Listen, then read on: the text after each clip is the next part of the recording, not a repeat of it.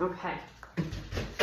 I have a house full of children, so I'm going to keep this short and sweet, but I'm going to go over some of these corrective exercise and pain-free exercises and workouts and things you can do and soft tissue release to make sure you are trying to eliminate your pain, because tight muscles can disguise itself in pain of our pain in our joints, and sometimes as simple as a foam roller or a tennis ball or some stretching can help those things. So I'm going to go over a few movements for you guys. First thing is your IT band, which is the side of your leg right here, and your glute, your hip, and calf area. All these can affect your lower back, your knee, your hip pain.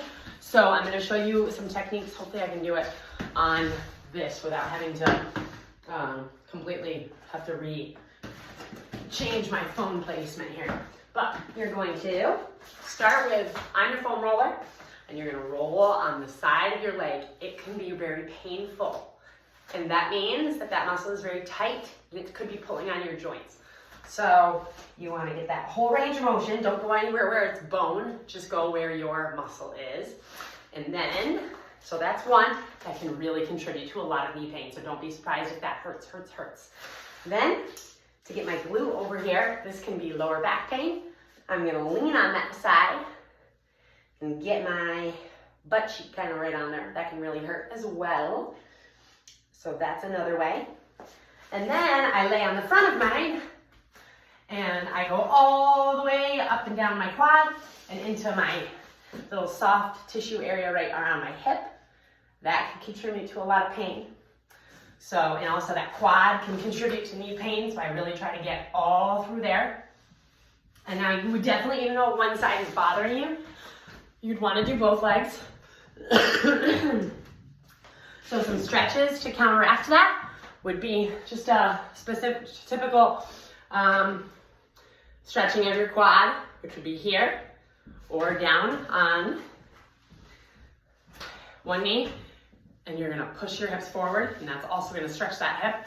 So these complement those stretches that you just did. Your calves, which would be pushing down. I'm just doing a workout video for my group.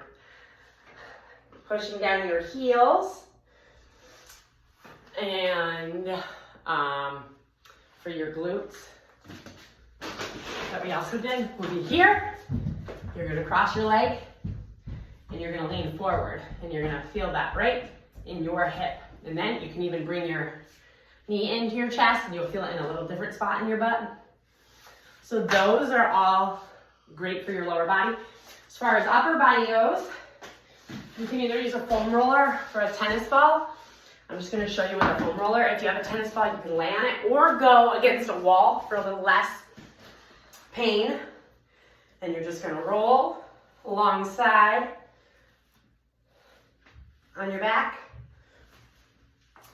And you always want to make sure you're stretching your chest and your pec. So when I do that, I'm trying to think of where I can do this so I don't have to move my phone. I'm holding on, so you can go into a doorway, and you're going to push against your doorway, so you're opening up that chest that way, and that really stretches your pec. If you're using a tennis ball, you want to go around your scapula, which is right, if that's my bone, it's right alongside of it where it's nice and muscly.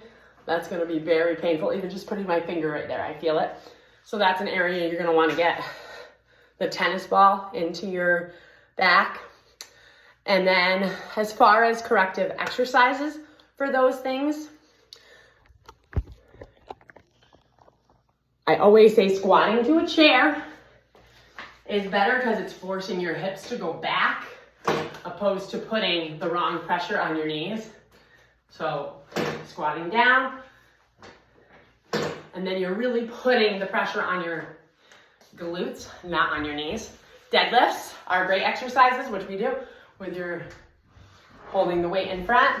That's awesome for your hips and glutes. And those hip thrusts are great for knee pain because those are focusing on the back of the legs, not the front. Then for relieving some of your neck pain, I would avoid any kind of overhead presses, but any kind of rowing work, pulling, the bent over rows that we've done, those things can all be good. And you just want to focus on relaxing your neck when you're doing those exercises. And like I said, any form of stretching, doing that is better than nothing at all. So I always like to have these bands and I put them on my knees. Those are great for lower back pain because it gets anything where you're activating your hips and your glutes is going to eliminate your back pain. And same thing with knees. The more you focus on your hips and glutes, the more you're going to take away from the knee. So I'm going to come up with a workout based on some of the things we've been doing that I'm going to write up for you guys for if you're having neck pain and or knee pain, because those are the two kind of things I've been hearing about. So I just wanted to show you those things with the foam roller before I forgot, and then I will get to work on the workouts for you. Thanks. Bye.